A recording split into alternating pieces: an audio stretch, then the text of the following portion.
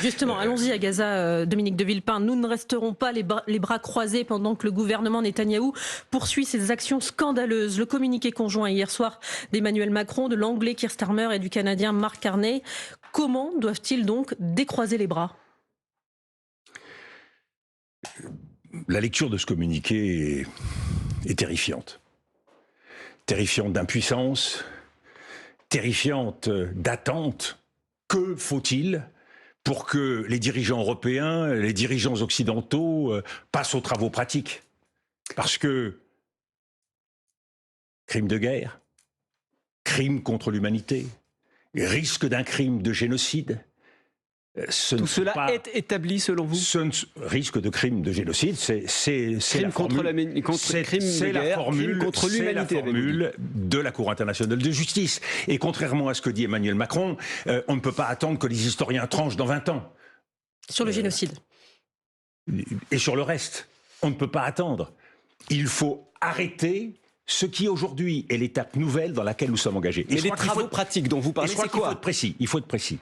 Nous sommes devant un plan israélien. C'est pas la guerre au jour le jour. On n'est pas dans l'improvisation. On est devant un plan, une nouvelle étape que chacun peut voir. Qu'est-ce que c'est que ce plan? La réoccupation de Gaza, les 2/3 du territoire occupé aujourd'hui par l'armée israélienne, et sur le reste, sur des portions exiguës du territoire, concentrer toutes les populations palestiniennes. Monopole de la distribution alimentaire, qui, nous l'espérons, va reprendre. Monopole de la distribution alimentaire donné et à l'armée israélienne et à une organisation, la Fondation humanitaire pour Gaza, qui est dans les limbes depuis l'automne 2024, sous tutelle des services américains et des services israéliens. Mais est-ce qu'il n'est pas en train de se passer quelque chose? Avec quel but? Avec le but de pouvoir distribuer l'aide de façon personnalisée, de façon à identifier chaque Palestinien, et à partir de là, engager la deuxième étape qui va permettre l'annexion de Gaza, que sera la déportation. L'objectif politique de Benjamin Netanyahou et de son gouvernement, c'est la déportation de la population de Gaza. Cet objectif, il n'est pas explicite dans la bouche de Benjamin ethnique, d'un nettoyage territorial. Ça, les Européens le savent parfaitement. Et ils sont là avec des sabres de bois, alors qu'il y a 3 choses à faire.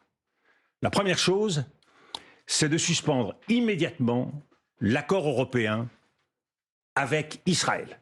L'essentiel du commerce d'Israël se fait avec l'Europe.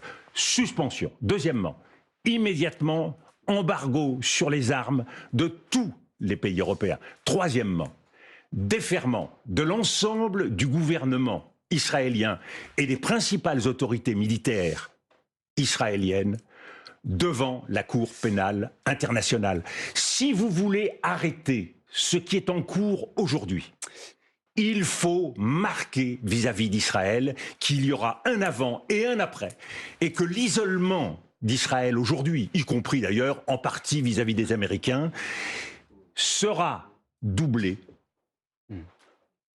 d'un isolement économique et d'un isolement stratégique du pays. Nous ne pouvons pas laisser cette politique du fait accompli se produire.